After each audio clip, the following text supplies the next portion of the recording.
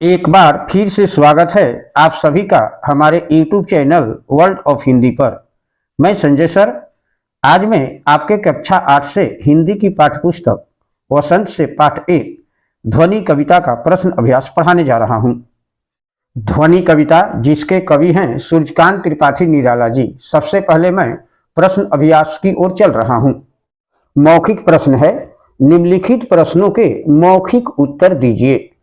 प्रश्न संख्या 1 है, मेरे वन में मृदुल वसंत, यह वन किसके प्रतीक के रूप में है? उत्तर है, मेरे वन में मृदुल वसंत, यह वन कवि के जीवन के प्रतीक रूप में है। प्रश्न संख्या 2 है, कविता से जीवन के प्रति कवि के किस दृष्टिकोण का ज्ञान होता है? उत्तर है, कविता से जीवन के प्रति आशावादी एवं उत्साही दृष्टिकोण के ज्ञान होता है। प्रश्न संख्या 3 है, ध्वनि कविता के रचयिता कौन हैं? उत्तर है, ध्वनि कविता के रचयिता सूर्यकांत त्रिपाठी निराला जी हैं। प्रश्न संख्या 4 है, कवि पुष्पों को सहर्ष किससे सींचना चाहता है? उत्तर है, कवि पुष्पों को नवजीवन के अमृत से सहर्ष सींचना चाहता है। प्रश्न संख्या 5 है, अभी किसका अंत न होगा? उत्तर है, अभी कवि के जीवन का अंत न होगा। प्रश्न संख्या 6 है, कवि कलियों को कौन सा संदेश देना चाहता है? उत्तर है, कवि कलियों को मनोहर प्रभात आने का संदेश देना चाहता है। प्रश्न संख्या 7 है, कलियां किसका प्रतीक है? उत्तर है, कलियां नव युवकों का प्रतीक है। प्रश्न संख्या 8 है, वसंत किसका प्रतीक है? उत्तर है, वसंत यौवन का प्रतीक है। प्रश्न संख्या 9 है, ध्वनि कविता का क्या उद्देश्य है? उत्तर है, ध्वनि कविता का मूल उद्देश्य है जीवन में निराश और हताश व्यक्तियों को एक नवीन राह और रोशनी देना। प्रश्न संख्या 10 है, ध्वनि कविता का क्या संदेश है? उत्तर है, ध्वनि कविता का यह संदेश है कि हमें अपने जीवन में कभी हताश और उदास नहीं होना चाहिए। अपने जीवन में उत्साह और आनंद को सदैव बनाए रखना चाहिए। अब मैं कविता से चल रहा हूं। प्रश्न संख्या 1 है, कवि को ऐसा विश्वास क्यों है कि उसका अंत अभी नहीं होगा? उत्तर है, कवि को विश्वास है कि उसका अंत अभी न होगा क्योंकि अभी उसके मन के उपवन में वसंत का आगमन हुआ है, अर्थात अभी अभी उसके मन में नया जोश एवं उमंग आई है। उसका मन उत्साह से भरा हुआ है। उसे अभी युवकों को उत्साहित करना है तथा उन्हें आलस्य से उबारना है।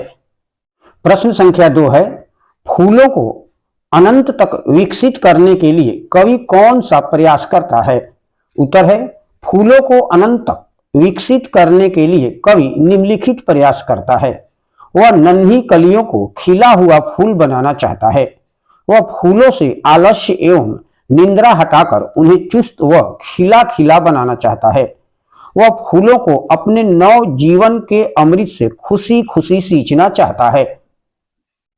प्रश्न संख्या 3 है, कवि पुष्पों की तंद्रा और आलस्य दूर हटाने के लिए क्या करना चाहता है? उत्तर है, पुष्पों की तंद्रा और आलस्य को दूर हटाने के लिए कवि निम्न प्रयास करना चाहता है। वह फूलों के ऊपर कोमल हाथ फेरकर उन्हें निंद्रा से जगाना चाहता है। वह फूलों को चुस्त तथा प्राणवान बनाना चाहता है। कवि उन्हें मनोहरी प्रभात के आने का संदेश देना चाहता है। वह फूलों को आभामय और पुष्पित करना चाहता है। कविता से आगे है प्रश्न संख्या 1, वसंत को ऋतुराज क्यों कहा जाता है? उत्तर है, यूं तो वसंत ऋतु में ना तो अधिक ठंड पड़ती है ना तो अधिक गर्मी। पेड़ पर नए पत्ते आने लगते हैं, चारों ओर हरियाली छा जाती है, हर तरफ फूल ही फूल खिले नजर आते हैं। तरह तरह के पक्षी, मधुमक्खियां, भंवरे और रंग बिरंगी तितलियां वातावरण में एक मीठी मादकता घोल देते हैं।